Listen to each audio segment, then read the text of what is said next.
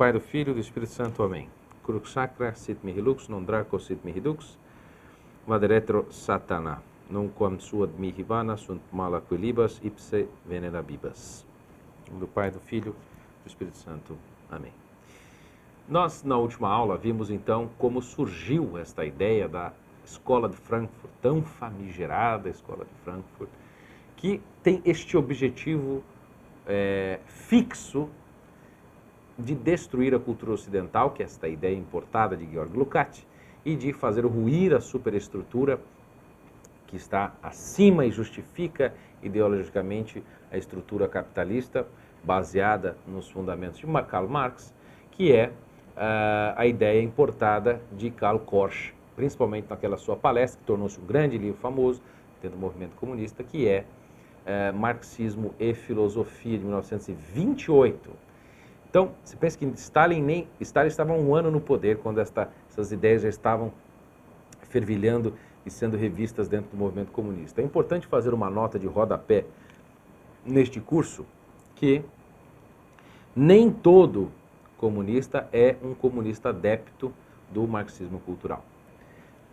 Vale a pena aqui mencionar, eu tinha citado no começo, na primeira aula, uma frase do Fidel Castro a Dom Pedro Casaldáliga, bispo da prelazia de São Félix Araguaia no Brasil, que está relatado neste livro aqui, do Frei Beto, chamado Paraíso Perdido, Viagens ao Mundo Socialista, que é um livro de 2015, portanto um livro mais recente, um livro muito posterior ao lançamento da Teologia da Libertação.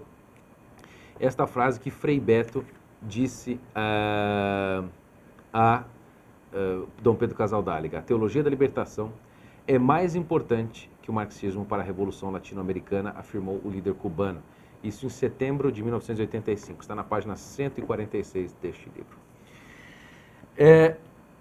O que Fidel quis dizer aqui? Fidel quis dizer o seguinte: olha, eu não tinha percebido que a revolução cultural dentro da igreja é tão importante, né? A própria revolução cultural que se infiltra na igreja, eu não tinha percebido que ela é tão importante quanto a Revolução Armada, que foi o que ele realmente realizou ali no final de 1959, tomando o poder do Batista em Cuba e instaurando o seu governo ditatorial, ele e o seu irmão Raul Castro e o seu bulldog violento chamado Ernesto Che Guevara.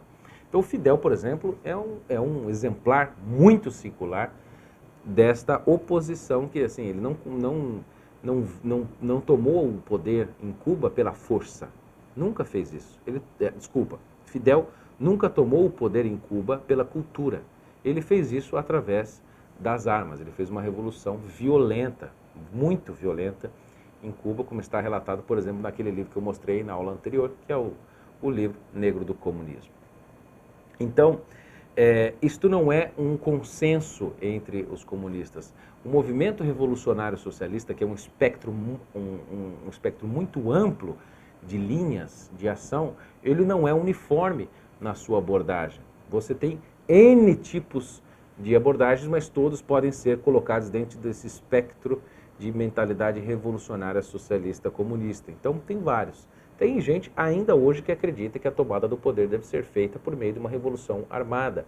O próprio movimento revolucionário aqui no Brasil, que suscitou o golpe de 64, que na verdade essa é a narrativa que eles passaram, mas foi uma tomada legítima dos militares do poder ali no final de março de 64, com o apoio da Igreja Católica, com o apoio da população, com a chancela do Congresso. Quando os militares tomaram o poder e instauraram o governo militar, eles queriam parar uma revolução comunista que estava acontecendo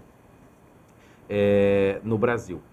Depois, esta revolução se bipartiu em dois caminhos. Um grupo menor iria fazer uma revolução armada, com o Marighella e tantos outros, que é da Ação Libertadora Nacional, o pessoal do MIR, do MR8, que era o Movimento Revolucionário 8 de Outubro, e assim por diante. Então, aqui no Brasil, a gente já viu duas linhas da expressão do mesmo movimento, que tinham intelectuais em comum, mas que eles faziam ações diferentes. Então, o movimento revolucionário não é tão uniforme, tão, vamos dizer, homogêneo na sua linha de pensamento. Ele tem uma série de discordâncias internas, mas um objetivo comum que é a tomada do poder, ora via Revolução Armada, ora via Revolução Cultural.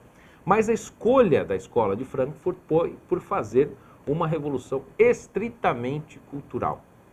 Então, esse think tank, este centro de pensamento, esse grupo que instituiu-se em Frankfurt e depois partiu para os Estados Unidos, tinha esta ideia de que era necessário fazer uma destruição das bases da cultura ocidental, Jerusalém, Atenas e Roma, né? Então, a ética cristã do amor e a justiça judaica, o profetismo judaico-cristão, com Moisés e o nosso Senhor Jesus Cristo, Atenas com a filosofia grega, Platão, Aristóteles e Sócrates, e Roma com o direito romano.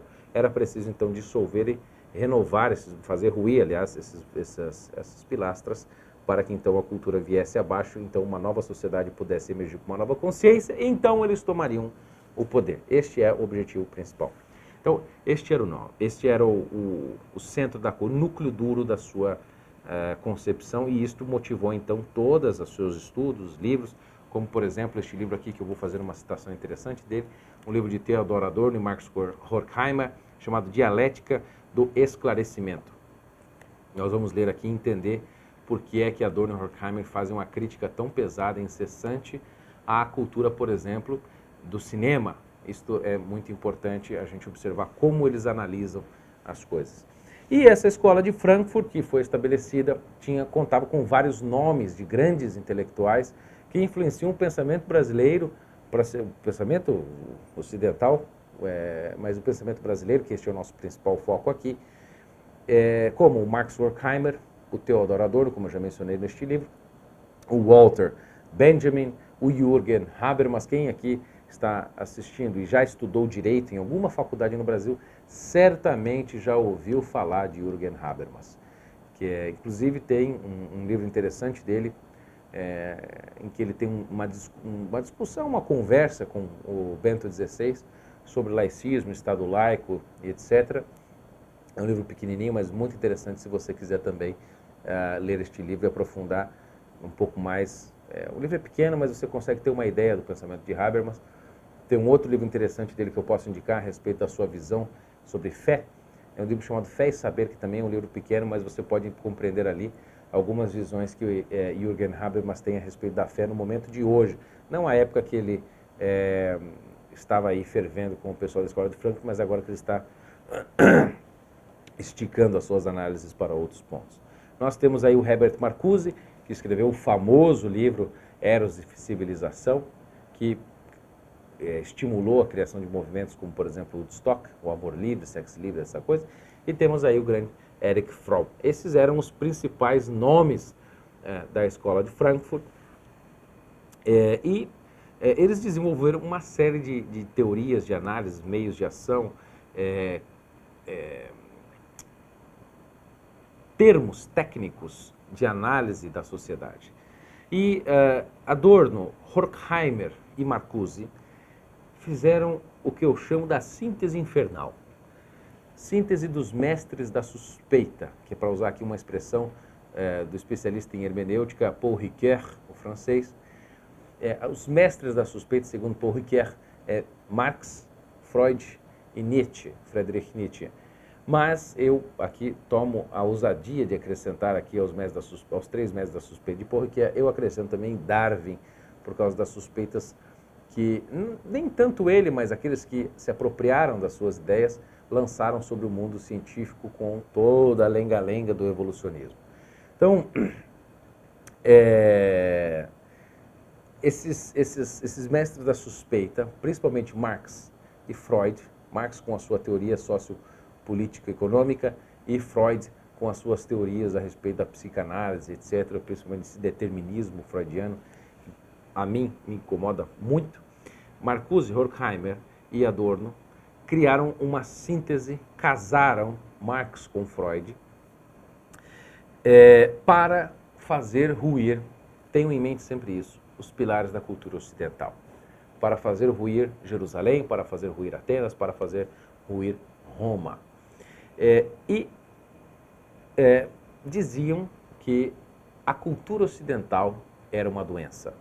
Explicitamente esta era a concepção, você casando Marx com Freud, diziam que a cultura ocidental era uma doença, que ela precisava de uma cura. Eles diziam que o mundo inteiro sofria uma espécie de personalidade autoritária, que era uma doença que sustentava essa ideia de que você possui alguma coisa, que você tem uma propriedade privada, que você pode dominar os outros com os seus meios de produção, que você pode ter uma separação de classes, que umas pessoas detêm mais riquezas que as outras, que a riqueza é mal distribuída, que isso é fruto de uma coisa chamada personalidade autoritária, que compõe, é um dos pontos centrais que sustentam as relações dentro da cultura ocidental.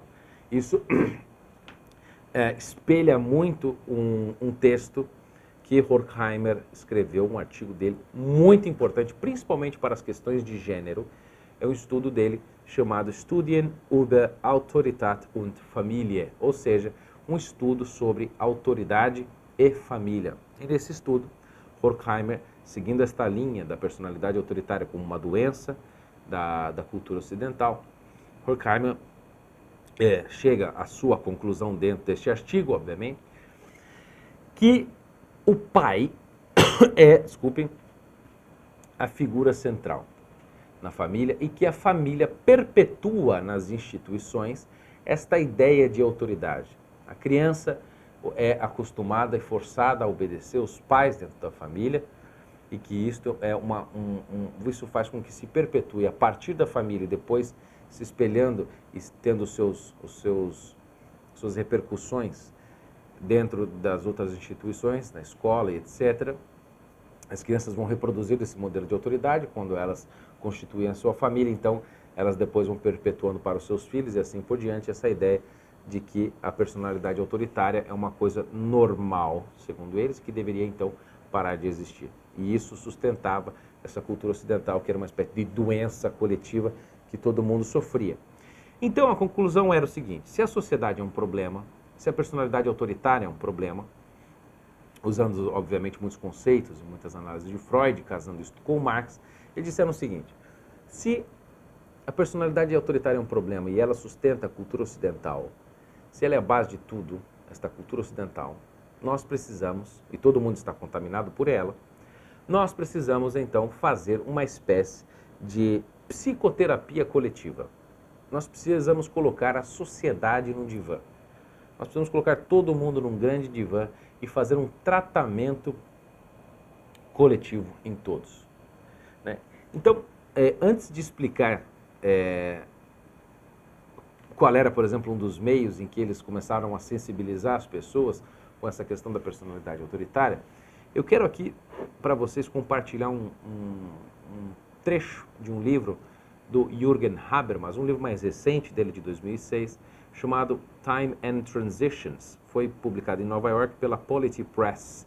É a citação aqui que eu faço da página 150, em que Jürgen Habermas reconhece explícita e claramente que o judaico-cristianismo, Moisés e Cristo, vamos dizer assim, que estão dentro do pilar Jerusalém, são a principal fundação, o principal pilar, a pedra de toque, a pedra angular que mantém em pé uma sociedade com seus valores, com a democracia, com autonomia individual, autonomia de pensamento, direitos humanos, a ideia de que todos nós somos iguais perante a lei, o direito e a proteção da vida, família, todas essas coisas. O próprio Jürgen Habermas, que é membro da Escola de Frankfurt, ele reconhece isso em seu livro, e aqui nós temos então um exemplo explícito dele reconhecendo o pilar que ele precisa destruir, e ele mesmo ainda reconhece que está difícil achar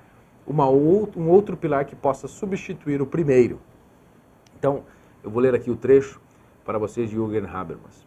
Ele diz o seguinte, que o igualitarismo universalista, essa ideia de que todos nós somos iguais, o igualitarismo universalista, a partir do qual, diz Habermas, florescem os ideais de liberdade, de vida coletiva em solidariedade, da condução autônoma da vida e emancipação, da moralidade individual de consciência, dos direitos humanos e democracia é um legado direto, diz Habermas, da ética da justiça judaica e da ética cristã do amor. O amor cristão e a justiça e ética da justiça judaica. Este legado judaico-cristão, substancialmente imutado, tem sido um objeto de contínua apropriação crítica e de reinterpretação. Até este dia, não há outra alternativa para isto. E, à luz dos desafios atuais de uma constelação pós-nacional, que é como eles chamam o momento atual geopolítico que nós vivemos, nós continuamos a trabalhar na substância dessa herança, ou seja, no seu coração, no centro. Tudo mais é somente um papo furado pós-moderno. O que é que ele está dizendo aqui? Ele está dizendo que a base de tudo, olha o que ele diz, da liberdade, vida coletiva, condução autônoma da vida, emancipação, moralidade individual de consciência, direitos humanos e democracia, tudo isso é um fruto da ética da justiça judaica e da ética cristã do amor. E ele diz que este legado está sendo constantemente, já há muito tempo, vítima de uma apropriação crítica, ou seja, pessoas que não coadunam com isso têm se apropriado criticamente disso e reinterpretado. Mas ele diz que o seu coração está, como ele diz aqui, que está substancialmente imutado, ou seja, a sua substância, o seu centro ainda está imutado. E ele diz que nós precisamos continuar a trabalhar na substância dessa herança, naquilo que há de mais central, que torna aquilo característico, que é a ética cristã do amor, a ética da justiça cristã do amor e a ética judaica da justiça. Então, neste ponto aqui, que é o pilar de Jerusalém, nós precisamos atacar esta substância. Então, vejam aqui que nós temos um exemplar da Escola de Frankfurt, muito reconhecido e respeitado, que é Jürgen Habermas, um grande autor muito citado pelos operadores e os doutrinadores do direito, reconhecendo que Jerusalém, Jesus e Cristo, que estão ali simbolizados, são os responsáveis por esses grandes valores que hoje nós prezamos e que hoje, inclusive, são utilizados como ponta de lança, como bucha de canhão pelos movimentos de esquerda, dizendo que eles defendem a democracia, a liberdade, direitos humanos, enquanto que os próprios comunistas intelectuais reconhecem que isso, na verdade, é uma coisa que só pode ser sustentada pelo judaico-cristianismo, pelo amor, pela justiça. Então, percebam que este foco na sociedade ocidental não mudará dentro da Escola de Frankfurt. Então, eles fazem esta crítica à sociedade ocidental como se ela fosse uma doença mental e que, portanto, toda a sociedade precisa sofrer uma constante, fixa e necessária psicoterapia coletiva. Então, eu estava falando desta necessidade que eles têm de tratar a sociedade como se fosse uma sociedade doente, submetê-la a uma psicoterapia, e como eles sensibilizaram e começaram a mudar a mentalidade das pessoas. Você se lembre que a Escola de Frankfurt estava já ali atuante nos anos 20, e depois ela foi para os Estados Unidos, e quando eles estavam nos Estados Unidos, emergiu todo o problema do fascismo na Itália com o Benito Mussolini, e isso impressionou muito o mundo e a sociedade comunista pela sua autoridade, o seu poder que ele exerceu dentro daquela sociedade. E eles se instalaram lá nos Estados Unidos para destruir os Estados Unidos e começaram a usar o exemplo do fascismo para fazer analogia com a personalidade autoritária do pai, e obviamente, principalmente do pai, mas das pessoas, da mentalidade ocidental das pessoas nos Estados Unidos, dizendo que essa personalidade autoritária americana que sustentava as leis e toda a superestrutura, segundo Karl Korsch, que toda aquela personalidade autoritária era parecida com o fascismo alemão, que na verdade não existia nada diferente entre o fascismo o fascismo italiano. Não existia nenhuma diferença entre o fascismo italiano e a personalidade autoritária simbolizada na figura do pai nos Estados Unidos. Perceba então a mendacidade, como esse povo é sagaz, como esse povo tem uma capacidade dialética muito grande. E esta crítica à sociedade ocidental, em que eles começaram a fazer esse confronto e incutir nas pessoas uma ideia de que essa personalidade autoritária é um grande problema muito maior do que na verdade era e continua sendo até agora, surgiu a partir de uma teoria pensada por Horkheimer, que é um dos autores deste livro aqui, Dialética do Esclarecimento, nós vamos entrar nele daqui a pouco, em que Horkheimer, que era um dos grandes cérebros da Escola de Frankfurt, junto com Georg Lukács, ele criou uma teoria chamada teoria crítica. E esta teoria crítica é um dos pontos centrais da Escola de Frankfurt. Horkheimer, como eu comentei, sem dúvida, é um dos homens mais brilhantes da Escola de Frankfurt. E essa teoria crítica tem o seguinte fundamento. A superestrutura que está por cima da estrutura econômica que sustenta a sociedade, a superestrutura, como eu já disse, vou repetir para que fique muito bem fixado aqui em você que está assistindo esse curso, as leis, os sindicatos, as universidades, as escolas, a religião, né, a igreja, o mercado editorial, a arquitetura, inclusive o próprio estilo com que nós comemos, a nossa relação gastronômica com a situação toda, tudo isso precisa ser criticado pela seguinte razão, sofrer uma incessante crítica. Por quê?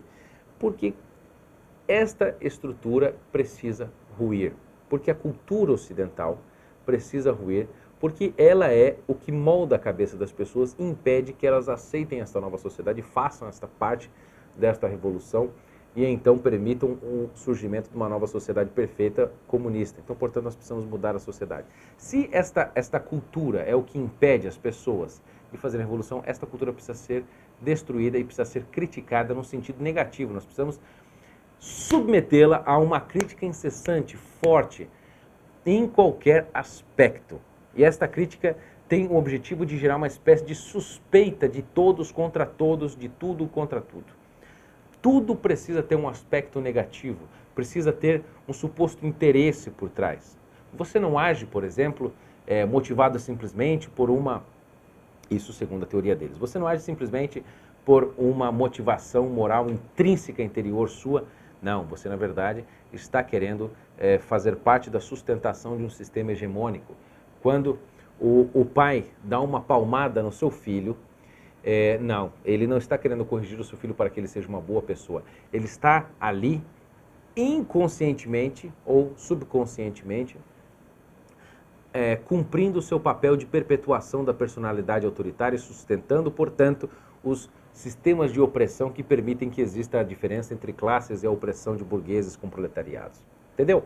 Esta é o tipo de pensamento que eles querem incutir nas pessoas e esta era a lógica. Portanto, eles começaram, o pessoal da Escola de Frankfurt começou a produzir uma série de livros, de artigos, conferências, influenciar a mídia para que ela fizesse parte deste movimento de crítica incessante à cultura ocidental. E isso vai, inclusive, por exemplo, à arquitetura.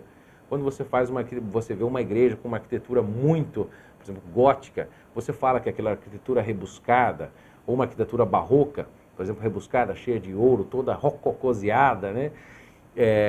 Com aquelas imagens, aquele ouro todo maciço, por exemplo, como tem nas igrejas de Ouro Preto, aqui, no Rio de Janeiro, na Bahia, etc. Essas igrejas servem para mostrar o poderio da igreja e como a igreja tem um poder hierárquico muito, muito maior do que o do fiel, que, portanto, o fiel, porque ele é mais pobre, porque ele é menor, etc., ele deve se submeter e se sentir acuado e não contestar a estrutura eclesiástica que o domina. E serve, no fim das contas, para perpetuar o status quo da sociedade. Então, nós precisamos, então, criticar a arquitetura sacra.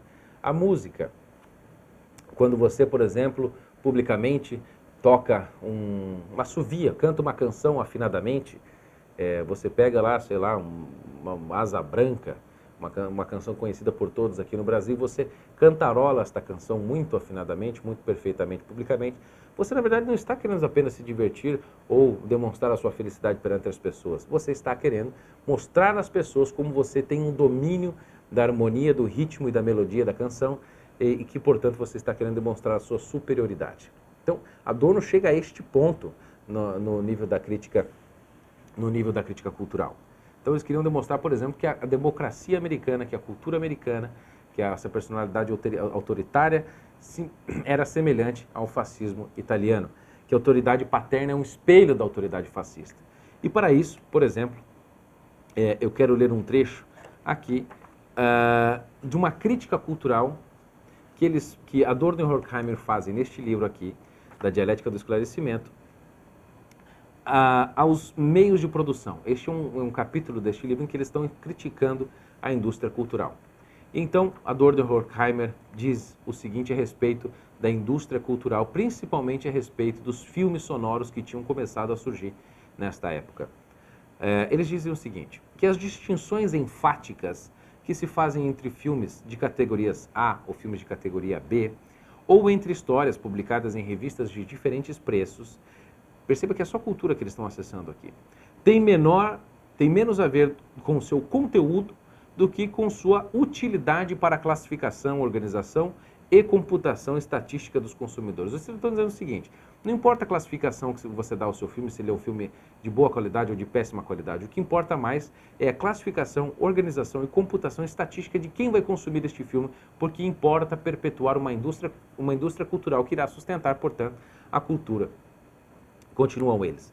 Para todos, algo está previsto, para que ninguém escape às distinções acentuadas e difundidas em cada tipo de categoria de filme. O fornecimento ao público de uma hierarquia de qualidades, então produto para a classe A, produto para a classe B, etc. Esse fornecimento ao público de uma hierarquia de qualidade serve apenas para uma quantificação ainda mais completa, para você conseguir atingir todas as matizes diferentes de preferências, gostos e classes.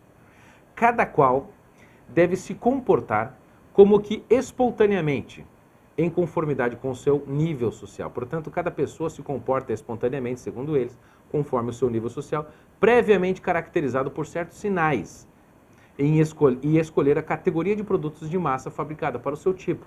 Portanto, se você for numa favela, as pessoas consomem um tipo de produto. Em geral, elas vão ouvir funk, consumir produtos, por exemplo, você tem aquele padrão do funkeiro que usa um óculos de sol brilhante, uma bermuda dessas de surfista, dessas de banho, ele usa um camisetão de rap, uma corrente de ouro, um relógio muito cheio de brilho, de metal, ele vai usar, por exemplo, um tênis da Nike, alguma coisa assim, você pensa que tem um padrão. Se você for, por exemplo, para um bairro chique, um Leblon, por exemplo, as patricinhas lá vão sempre usar roupas mais caras, elas têm um padrão de cabelo, elas usam mais ou menos as mesmas maquiagens, elas têm um tipo de celular parecido, inclusive o ângulo das fotos que elas tiram e postam no Instagram é semelhante. Elas frequentarão os mesmos bares, elas tomarão o mesmo estilo de bebida. Segundo eles, essa indústria cultural alimenta a criação desses padrões, porque esses padrões farão com que você crie uma previsão de tipo de produto que você pode fazer para vender e perpetuar então a indústria cultural. E essa indústria cultural ajuda a manter a cultura, e a cultura ajuda a manter essa autoridade, e esta autoridade, perceba o raciocínio, e esta autoridade, então, sustenta a sociedade ocidental, que impede que haja uma revolução, e essa revolução, então, salvaria a população mundial e a sociedade deste abismo entre classes, esta opressão, esta desigualdade total que, segundo eles, existe no mundo. Então, eles continuam que esses produtos em massa que são fabricados para cada tipo ficam reduzidos a um simples material de estatística e os consumidores são distribuídos nos mapas dos institutos de pesquisa que não se distinguem mais dos de propaganda em grupos de rendimento assinalados por zonas vermelhas, verdes e azuis. Ou seja, ele está dizendo que os institutos de pesquisa tipo IBGE, Datafolha, etc., não se distinguem mais dos de propaganda. Isso aqui é um livro dos anos 30, 40. Então, falando praticamente aqui que a indústria cultural tem utilizado apenas estatísticas, dados demográficos e sociais para vender e perpetuar a sua cultura. Bom, na próxima aula nós continuaremos ainda a falar da teoria crítica da Escola de Frankfurt, porque ela tem um papel importante no marxismo cultural, inclusive na teologia da libertação, porque a teologia da libertação tem esta característica muito mais sutil e delicada em termos estratégicos políticos. Então, esta crítica cultural que o marxismo cultural faz à cultura, como um todo, na superestrutura, nas bases de Jerusalém, Atenas e Roma, a teologia da libertação vai por um outro aspecto, fazendo uma crítica interna na igreja, para, mantendo seus termos, padrões e algumas coisas aparentes, dar uma ideia de que ela quer o mesmo sistema, mas ela esvaziará a igreja por dentro como se fosse um cupim, mantendo a casca do móvel, mas vendo toda a sua estrutura interna que a mantém e faz, com que a sua substância essencial seja responsável pela sua sustentação e que isso então deva ser mudado desde a base. Então, a compreensão clara da teoria crítica que o marxismo criou e implantou como um modus operandi e inclusive é um método de sucesso, isso influenciará demais a teologia da libertação, mesmo porque, nós vamos depois explicar isso, um dos grandes teóricos da teologia da libertação brasileira, o Hugo Assmann, que é gaúcho, ele estudou nos anos 60 com Adorno e com Horkheimer, exatamente, que são os autores deste livro aqui que eu estou lendo. Portanto, compreendia muito bem quais eram as técnicas e os meios para fazer uma revolução cultural. Até a próxima aula.